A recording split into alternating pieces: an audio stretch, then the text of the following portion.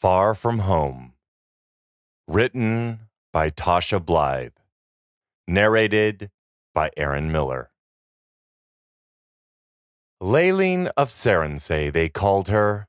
The wind spirits that flowed over the fields of nodding red butterballs, flowers that were so named because when you sniffed at them, they left a smear of sparkling crimson on your chin like a dab of melting butter. But Layleen was too formal in name, as she saw it anyway. To herself, she was merely Lolli, an orphan left to fend for herself in a brand new world. A world of promise, truth be told, far better than the one she had left behind. Yet Lolli remembered the looks of desperation on her parents' stark white faces, the clenched jaws, and the love blazing out of eyes bright with magic as they'd shoved her through the portal in defiance of the encroaching dark and the unspeakable terrors closing in. "Come with me, please," she'd been trying to say, tears choking her throat along with the dust and debris, but deep down she had known the futility of her plea.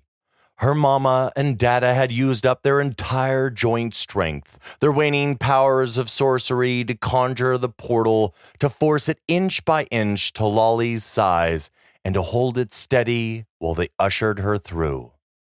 Seconds later, it shrank to the size of one of their cook Marjorie's small griddle cakes, and then to Dada's watch face size. Lolli clung to the edge of the portal with the fingers of both hands swinging from it as if her weight could rip it back open. No, don't leave me!"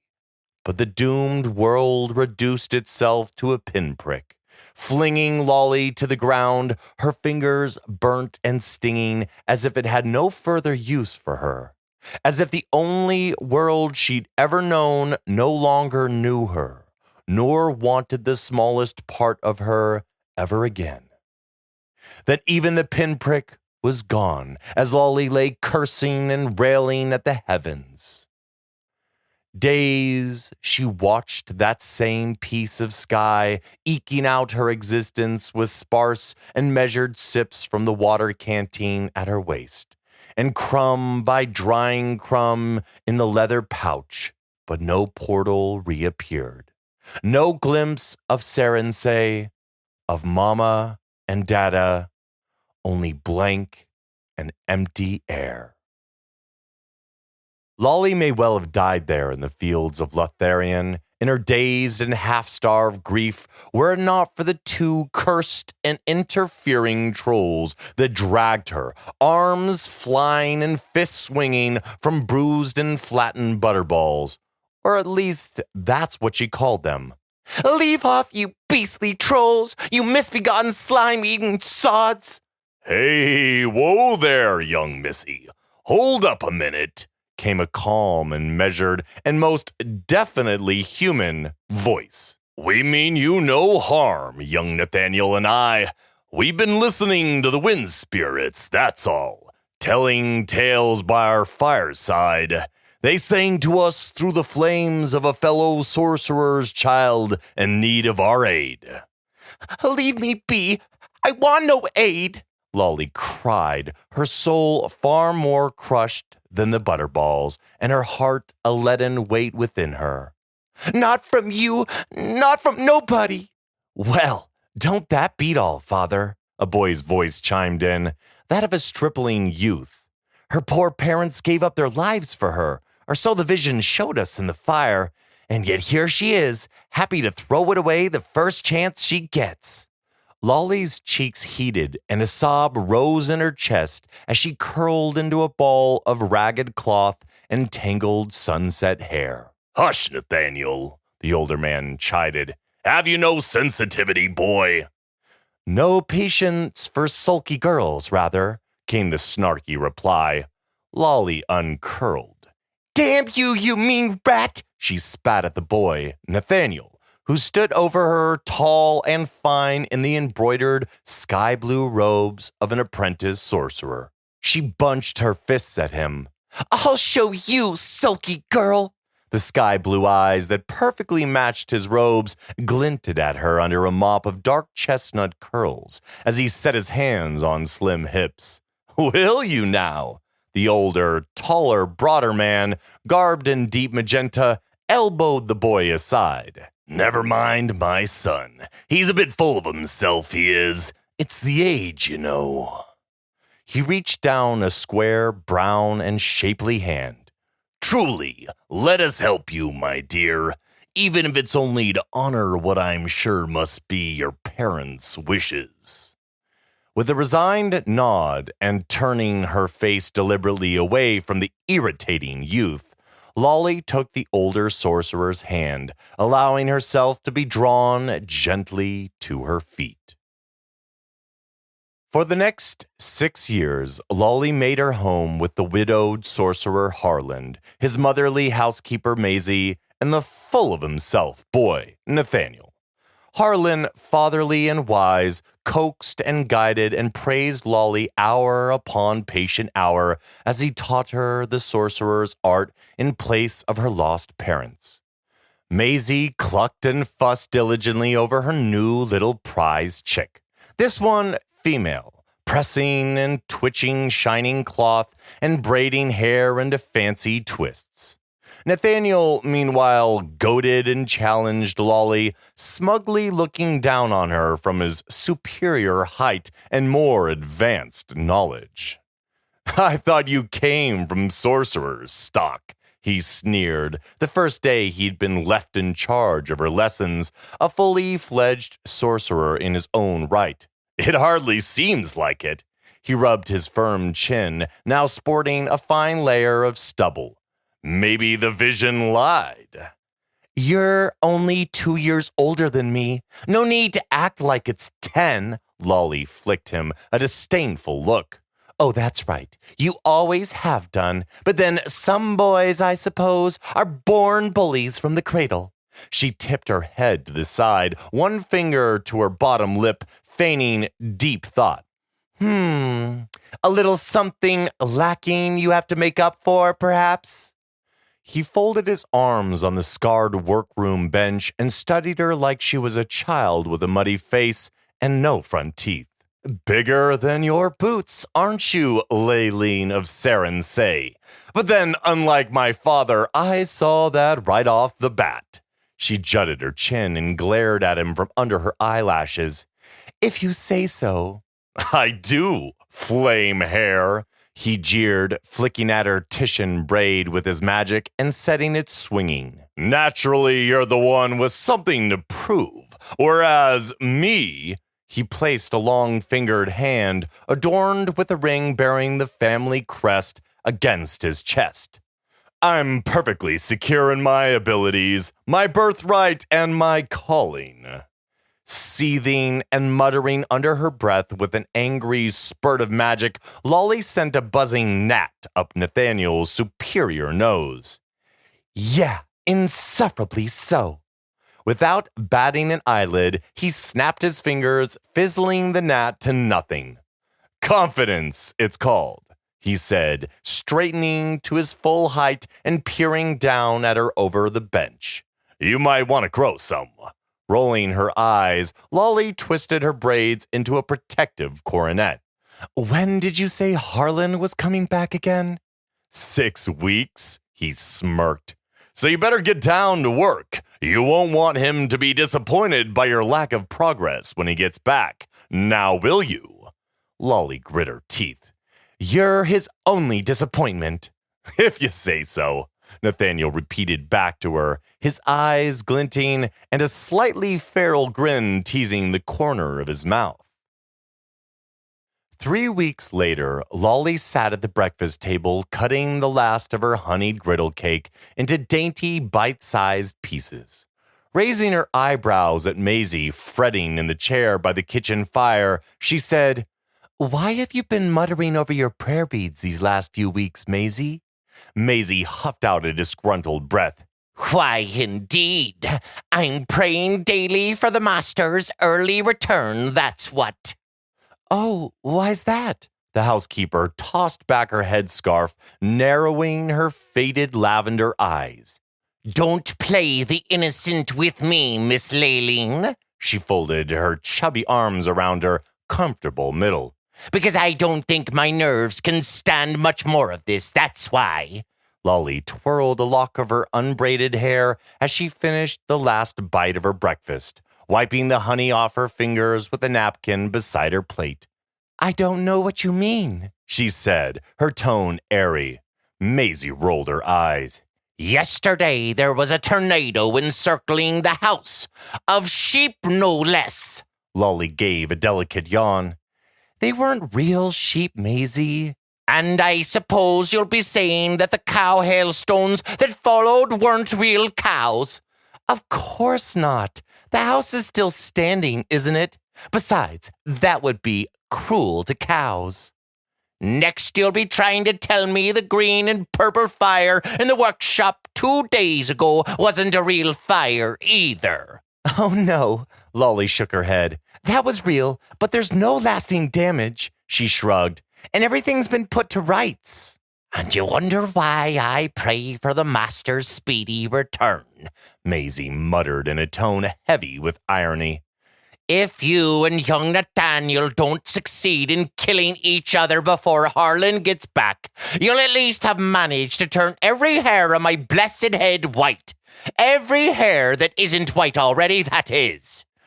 Dear Maisie, Lolli laid her hand over the housekeeper's as she bent to collect the empty plate. If we do turn them white, Nate and I will turn them back. Promise. She smiled in genuine affection. We'll even make them shining gold ringlets, if you wish it.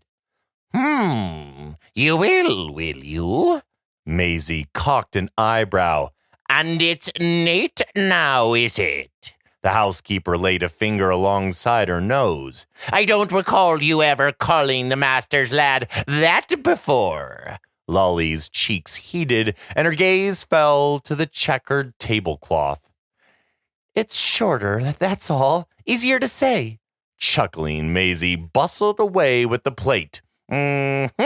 Indeed, as you say. The evening of Harlan's return, Lolli hesitated at the doorway of the small sitting room he often used to relax at day's end. Happy as she was to have her mentor and surrogate father back, yet still she was shy of intruding in what appeared to be a cozy father and son moment. Their matching easy chairs were grouped together by the flickering fire, and both Nathaniel and Harlan held mugs of ale. Watching on, Lolli realized that Nathaniel had grown taller than his father now, his shoulders broader and his voice deeper. The thought transfixed her for a moment, keeping her from moving away. Where have all the years gone? So many since I arrived here, lost in grieving and far from home. It jolted her to realize how much Harlan's house felt like a true home these days, overlaying the precious memory of her childhood one. A traitorous thought, surely, and one that was interrupted by Harlan's voice directed at Nathaniel beside him. I think you can ease off a bit now, son. Lolli frowned, leaning against the doorframe. What was Harlan talking about? Oh, why's that? Nathaniel asked his father. Our Layleen of Saransay is past the worst of her storm of grief and despair by a long shot now, and you know it. Therefore, we can safely say she's in no more danger of laying back down in that field of butterballs and giving up on life than you are. Harlan fixed his keenly discerning eye upon Nathaniel. You saw to that the first 6 months she was with us, poking and prodding at her every time she dropped her head. I swear she only kept battling through each day in order to prove you wrong. Indeed, Nathaniel agreed, amusement coloring his tone. She's a natural scrapper is what she is. Yet still, it's become a bit of a bad habit, to my thinking, said his father, and one that's no longer required. After all, our Layleen is not a grieving child anymore, but a grown woman, just as you're a man grown. He smiled, the fondness of a papa coloring his voice and softening his features. And these days her natural valor and feisty spirit shine brighter than ever. Due to the play of light, Lolli couldn't see Nathaniel's expression, but he raised his tankard of ale to his father in a playful salute. "But father," came the droll reply, "it's so much fun." "Not for poor Maisie, it hasn't been," Harlan commented dryly, a note of reproof creeping in. "The pair of you trading fire quite literally terrified her in my absence." The silhouette of Nathaniel shrugged before taking a pull from the tankard and setting it on his knee.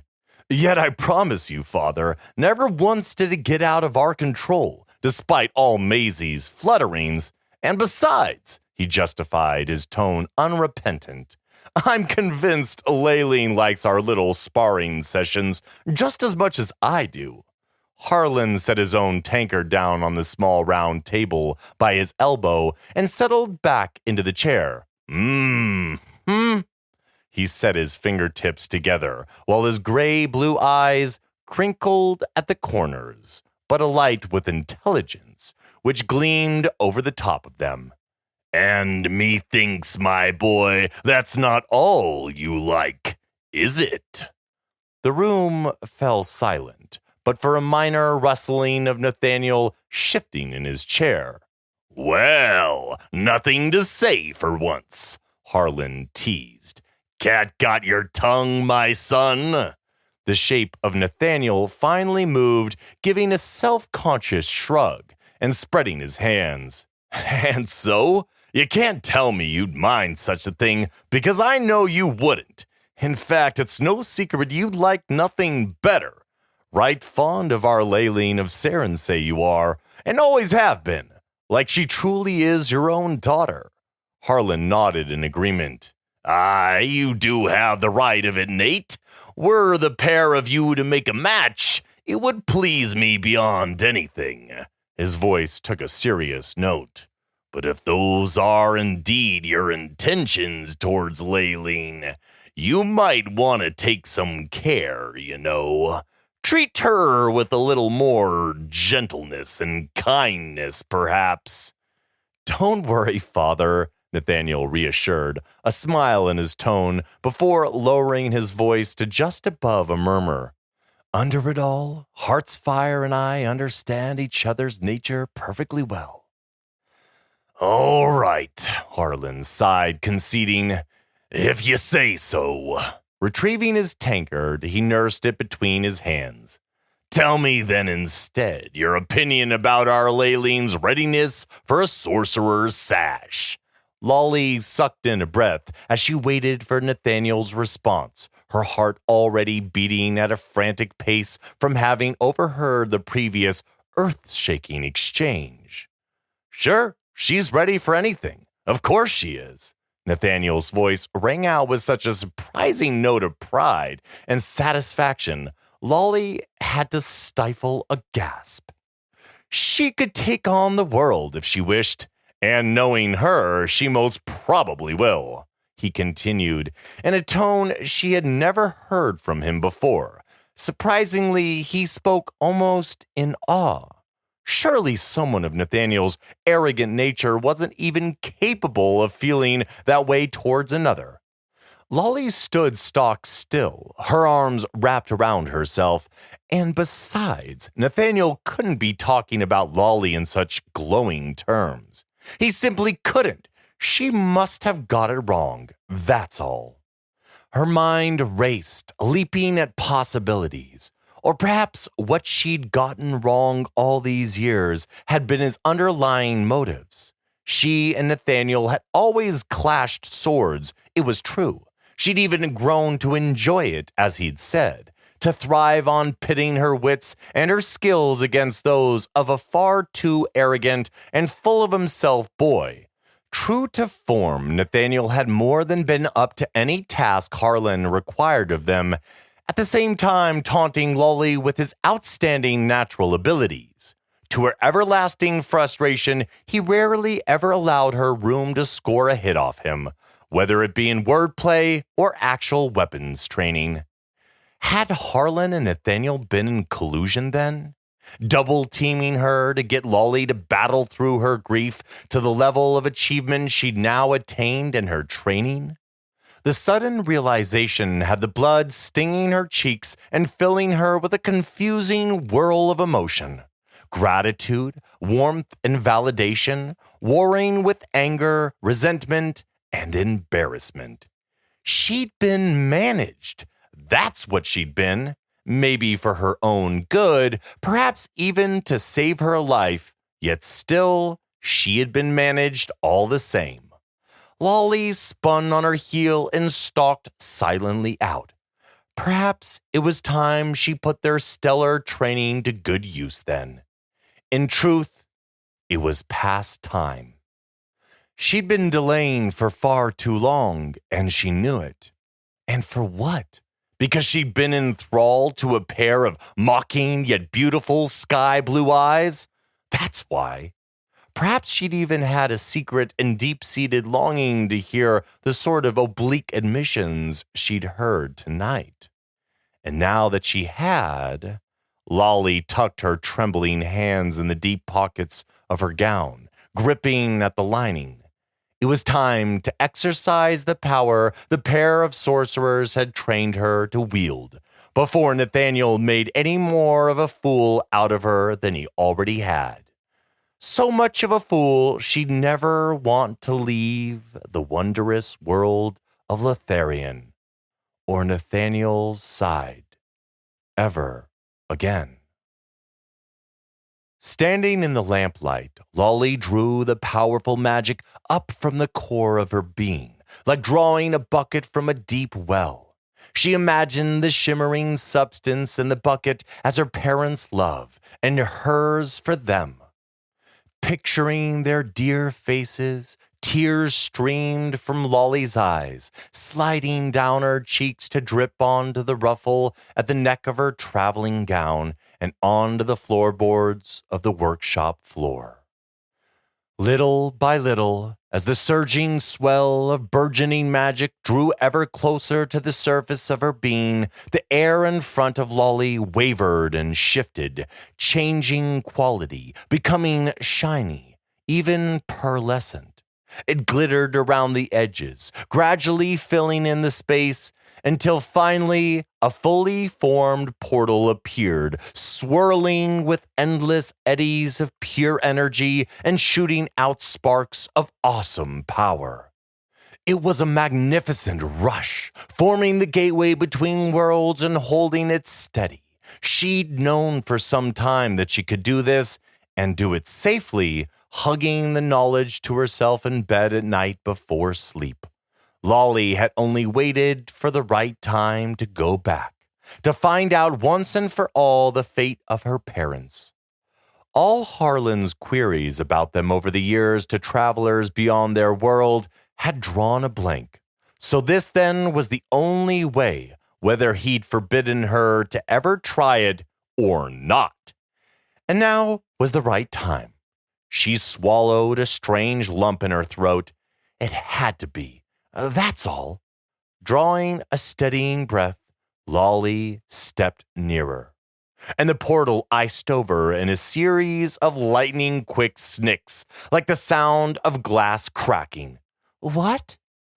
Hold, ordered Nathaniel from behind her. Where do you think you're going, bigger than your boots? Lolli froze, her hand to her throat. How? The magic woke me. He sounded good-natured and calm, dangerously so. Your magic, to be exact, he clarified, wry amusement lacing his voice. To be honest, these days I think its unique imprint could probably tease me out of the deepest coma. Maybe even summon me from a moldering crypt. Lolli wanted to scream, the resentment of earlier building to a fine head of steam. She bunched her fist by her side. Who are you really? She asked, bitterness coating her tongue. I swear, I'm not even sure I know who you are anymore. His booted feet approached until he stood directly behind her. You know exactly who I am, he uttered low, inches from her ear. Her breath hitched, and the pit of her belly quivered. Do I? You always have, he insisted in the same velvet purr that was destroying her senses. You wouldn't love or hate me so much if you didn't. She dropped her head, the admission torn from her lips, and uttered low, I don't hate you. I never have, no matter how many times I told you I did. That's right, he agreed. You don't, just as I don't hate you. He traced a finger over the sensitive nape of her neck, making her shiver. Because you thrill to a challenge. In fact, you're tailor-made for them, Layleen of Saransay. And I know this because we're two of a kind. Are you going to hold it against me that I recognized you the very first day we met? Lolli stared at the iced-over portal, her tone turning belligerent. Maybe I should. You overheard us last night, Nathaniel probed, his voice taking on a conversational, matter-of-fact tone. Listening at the keyhole, were you? Lolli stiffened. And if I did? Then I'm more than annoyed that you'd leave without even saying goodbye. And not just to me, but to the man who raised you as his own daughter. He almost growled at her, reaching to encircle her waist and dragging her back against his lean, hard form until her heart gave a violent and painful thud. I'll be coming back, she stammered in a small, pleading voice. So it's not really goodbye. And that's your excuse for this act of blind folly, is it? He challenged. Yes. Liar, he murmured against the side of her throat. You're not sure you're coming back at all. He banded her waist more firmly. Are you? A desperate sob tore her throat, much like the one outside the portal of years before. She swallowed, tasting the saltiness of her own tears. You're right. I can't be sure, because I don't know what's waiting for me on the other side, if there even is anything waiting for me. But I have to try anyway, Nate, because I've got to know. The words tore out of her, rough-edged with heart-scoring pain. Once and for all. I know that, but what you should have done is to talk to us about it first. His bitter complaint goaded her, until struggling in his hold, she managed to turn in his arms. I couldn't, don't you see? Otherwise, I never actually go. I'd look into your stupid, mocking eyes and never want to leave this place. He cupped the back of her head, his forehead pressing firmly against hers, and his gaze dropping to her lips. Oh-ho, but it's you with the bespelling eyes, little witch. She choked out a sound of longing, capitulation, and despair all mixed in together.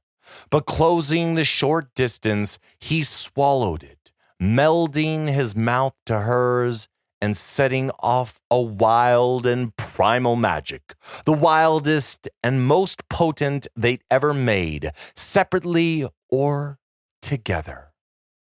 Long moments passed in a blur of dizzy happiness, a whole new world where there was no burden of childhood grief, no destruction and pain, only bliss and endless golden days. Lolli pulled back. If only. Nathaniel looked down at her, still taller, still older and insufferably smug, but surely with the most utterly biteable lips Lolli had ever seen or tasted. Let's start again, shall we? He said calmly. I think there was something you wanted to talk to me about, Layleen, my love. Lolli drew in a breath, laying her palm against his cheek. Nathaniel mine, I'm going back. I have to. I owe it to my parents to find out once and for all whether they're alive or dead. He took her hand in his and pressed a burning kiss into the center of it. Is that so? He cradled the hand in both of his own. Well then, heart's fire, I'm going with you. Her mouth dropped open. But he shook his head, eyeing her in a stern manner. No buts. I didn't bully you into shape all these years, only for you to up and leave me, did I? He threaded his fingers between hers. So if you're taking on the world, love, I'm playing too. But your father will understand, believe it or not, he finished for her. He's a wily customer, he is. No doubt he's been expecting you to try something like this any time this last year or so. And catching you in the act, he'd naturally expect me to accompany you. His eyebrows lowered into a scowl.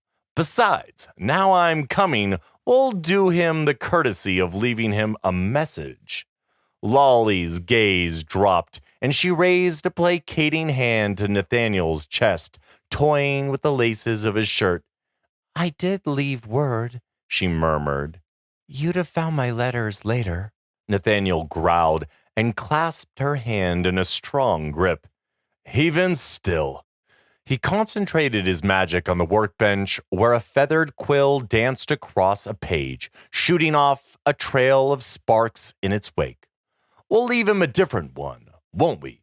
His lips firmed, as well as a solemn pledge, or two. Firstly, that I'll look after you. That we'll look after each other, Lolli corrected, nudging him. Okay, fine. Each other. And secondly, that we'll do our utmost to come back speedily. Lolli nodded. Yes, because your father and Maisie are my family now, too.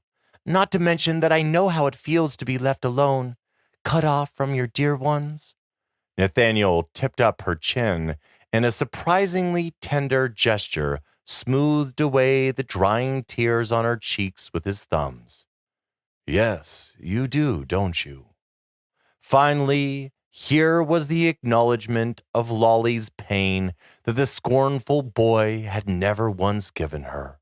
This new and surprising compassion from the fully grown man settled around her heart, like the soft warmth of a fur-lined cloak around thin shoulders. Lolli took a precious moment to appreciate it before Nathaniel turned away to gather his and Lolli's traveling satchel from where his had suddenly joined hers at the foot of the bench. He set his hands on her shoulders and, smiling, leaned down over her. Now then, let's go in style, shall we? Lolli raised her lips to his. Yes, let's. Embracing, their lips pressed together, and hearts afire with humming magic, they flashed through the now open portal.